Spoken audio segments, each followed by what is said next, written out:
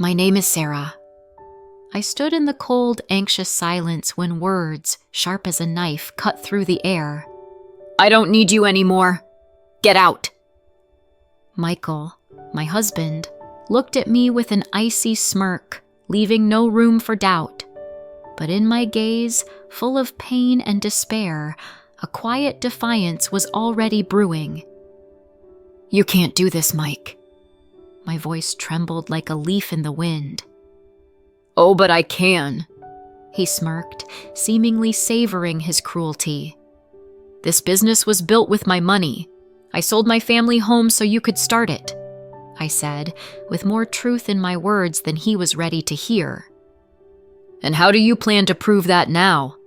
Michael retorted sarcastically, straightening his shoulders. We're family. We are one. What's happening to us?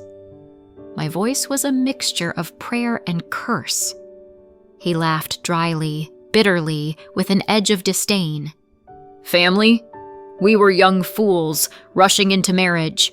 Now I'm a businessman, and I need a partner of a different caliber. Flawless, striking, someone I won't be ashamed to be seen with. And you're just a keeper of the hearth.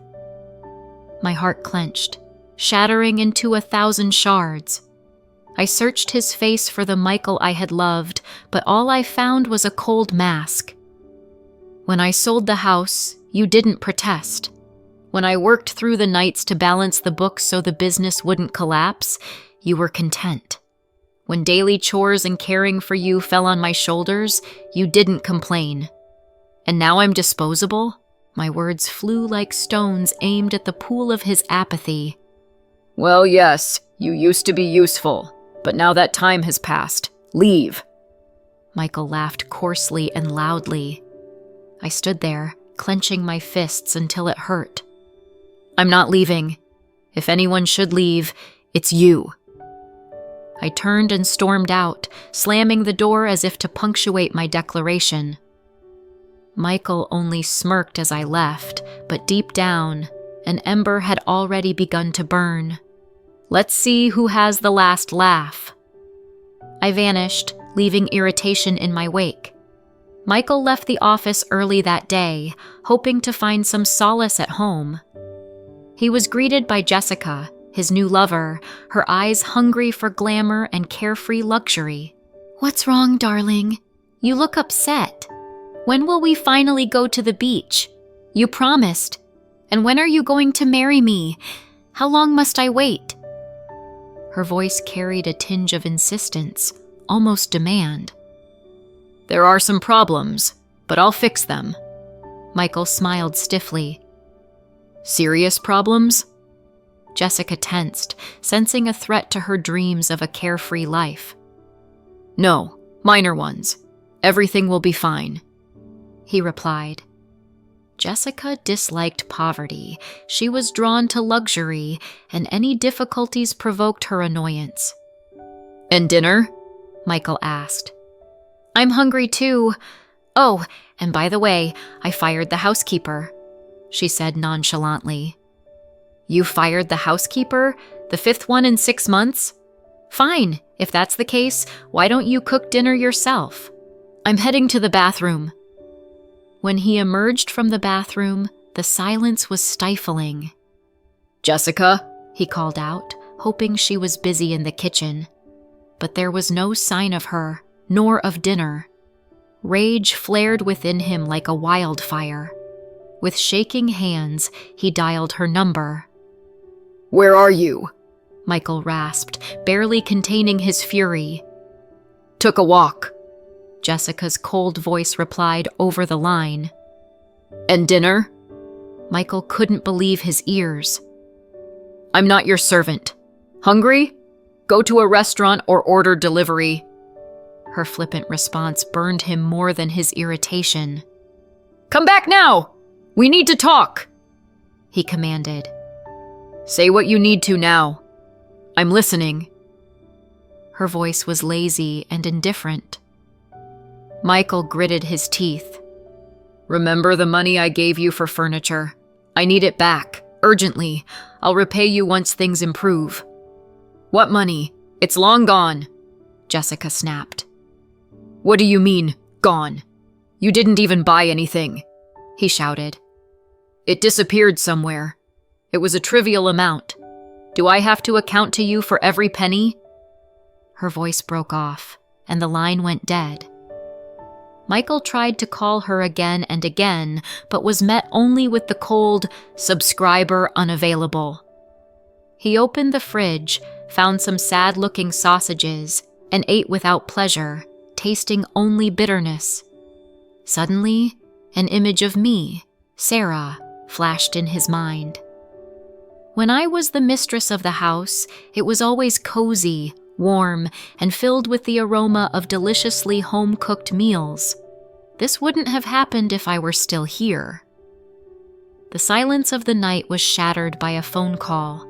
Michael's trembling hand reached for the receiver as he braced himself to hear Jessica's familiar voice. Instead, the detached, formal voice of his business partner came through. "We can no longer work with you." These words struck like a blade. It was the final straw. The next day, in an attempt to salvage his crumbling business, Michael mortgaged his house. Yet the morning brought another blow. John, his most reliable and indispensable employee, announced his resignation. "What's the reason for this decision? Don't I pay you enough?" Michael asked. "I found a place where I'll be better off. Sorry," came the simple and ruthless reply. Everything had crumbled. Money flowed away like sand slipping through his fingers. He failed to pay the interest on his loan, and the bank was ready to evict him from his home. "Well, I guess I'll live in the office," Michael chuckled bitterly. Jessica fled the moment she sensed trouble, leaving without hesitation or remorse. And amidst the void, a memory of me, Sarah, surfaced. The woman who saved him. The one who carried the weight of his world on her fragile shoulders. She wouldn't have let this happen. But where is she now? The night passed in the cold embrace of a hard office couch. Without delay, Michael ordered his assistant to locate the head of the rival company and arrange a meeting. All the while, thoughts of the past kept haunting him. Could he have hidden his affairs with Jessica while staying with me? It had seemed like I didn't care. Now, he had nothing left. No wife, no mistress, no house, no confidence in tomorrow. Suddenly, his assistant appeared, beaming with good news. "They agreed to meet. Today at 4 p.m. in the restaurant."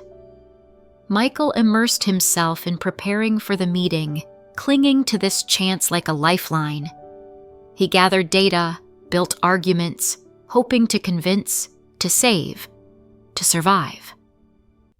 At the appointed time, Michael stepped out of a taxi in front of a restaurant in New York. The host greeted him and escorted him to a table. Sitting there were a man and a woman. He froze, his face draining of color. It was me, Sarah, his ex-wife.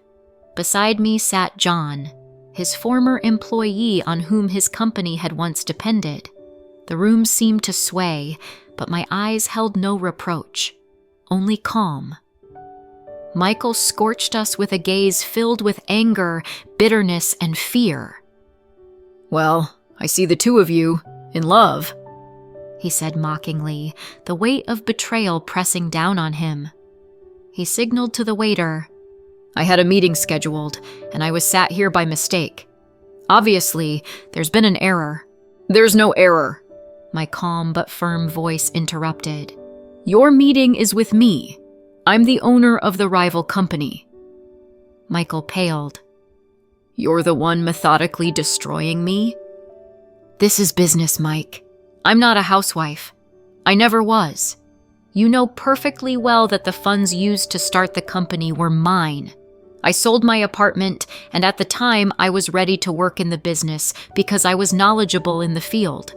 But you said you'd handle everything and told me to focus on the home. And after all of that, you threw me out on the streets without a penny. Now you find yourself exactly where you deserve to be. Justice has prevailed," I said coldly. Michael clutched his head in his hands. "And where's your glamorous wife now? The one fitting for your status?" I taunted with a sharp smile. "Laughing at me now, are you? You're heartless," he snapped, visibly unraveling and drawing the attention of nearby diners. "I simply did what I had to do. I didn't ask for this. I started my own company and successfully run it. Let's keep this businesslike," I replied firmly. "You're going to lecture me now?" His voice was strained and wild. "Then why did you request this meeting?" I asked, my gaze sharp with curiosity. He fell silent, the truth dawning as John and I rose from our seats. Michael stiffened as I adjusted my wedding ring, a symbol that didn't escape his notice. Rising, I revealed my baby bump, and his shock deepened. "So quick to replace me, huh?" Michael began, but he didn't get to finish. A powerful punch to the jaw knocked him to the floor. John, with his fist clenched, stood over him. "Insult my wife again, and you'll regret it," John hissed. I gently took John's hand, calming him. "Let's go, my love." Michael, leaving the restaurant, sank onto an old bench, staring into the void. Beside him, an old homeless man muttered raspily, "When the soul loses its peace, seek not the cause, but redemption." Michael looked up. The simple words struck a chord. He had taken everything from me, the house that was my sanctuary, the peace that warmed my heart. He had even taken what was never his to claim. Now he understood. Retribution. Thoughts pierced his mind like daggers. Fate does not tolerate injustice. He realized he needed to rectify his mistakes before it was too late, to find courage within and do what should have been done long ago. Let go. Give back. Atone. At that moment, Michael grasped the hardest truth. Sometimes the most difficult thing is to be honest with oneself, but only then can one restore what's been lost. Even if not for oneself, then for those who deserve happiness more. We, John and I, lived in our small world, a modest apartment where every detail was filled with warmth and love. Only just beginning to build our life together, we had already created a haven where happiness breathed freely. One quiet evening, we sat at the table, leisurely drinking tea, laughing, and making plans. Suddenly, the doorbell rang. John went to answer it, and I heard muffled voices at the entrance. Rising anxiously from my seat, I froze when Michael appeared in the doorway of the kitchen. Gone was his usual business attire. Now he wore simple sportswear, standing there like a shadow of the past, holding a folder in his hands. Behind him, John entered, his eyes blazing with restrained anger. Michael nervously extended the folder toward me, as if offering the last piece of the life he was finally ready to release. "Sarah," Michael began quietly, "I was a fool. Forgive me. I ruined everything, and I can't change the past. But I want you to be happy. Here," he said, holding out the folder. "These are the documents for the company. It may not be worth much anymore, but it's yours by right." I stared at him with a mix of surprise and pain. "It's as it should be. I should have done this long ago," he exhaled, relinquishing the papers. "And you? What will you do?" I asked. "I'm leaving. Starting over. A new business. A new life. Goodbye." Michael turned abruptly and walked quickly out of the apartment. I stood there, motionless. My heart thundered in my chest, confusion and sorrow racking me. John, catching up with Michael near the door, gently touched his shoulder, stopping him. Michael turned back, his eyes filled with deep regret. "Forgive me," he whispered, his voice quivering with earnest sorrow. John nodded, acknowledging his words but understanding that time could not be reversed. Michael walked out the door, leaving behind only silence. Stepping outside, he breathed deeply, embracing the prospect of life unburdened by the weight of his mistakes he vowed never to repeat. I lingered by the window, watching Michael walk away down the street, growing smaller and smaller in the distance. A part of me wanted to call out to him, say something more, but I understood that this was the end of one chapter and the beginning of another. John came up behind me and wrapped his arms around my shoulders. "Are you okay?" he asked softly. I nodded, leaning into him. "Yes, it's just strange. Like a door to the past has finally closed." "Sometimes you need to close one door to open another," John said, kissing my temple. I turned to face him, placing a hand on my belly. "We have our own door now, and it's wide open." John smiled, covering my hand with his. "And beyond it lies our future." We stood there for a while, savoring the moment and the warmth of each other's presence. Then, I picked up the folder Michael had left behind. "What are you going to do with this?" John asked. I paused, reflecting for a moment. "You know, I think we could use these resources to expand our company, maybe even create new jobs." John nodded. "Sounds like a plan. We can start working on it tomorrow." "Tomorrow," I agreed. "But tonight, let's just be together." We settled on the couch, John putting on some soft music. I leaned into him, feeling the tension of the day slowly fade. There was so much work ahead of us, but in this moment, we were simply happy to be together, knowing that no matter what challenges lay ahead, we would face them side by side. Somewhere in the city, Michael began his new journey, carrying with him the lessons of the past and a hope for a better future. Life moved forward, opening new doors and opportunities for all of us.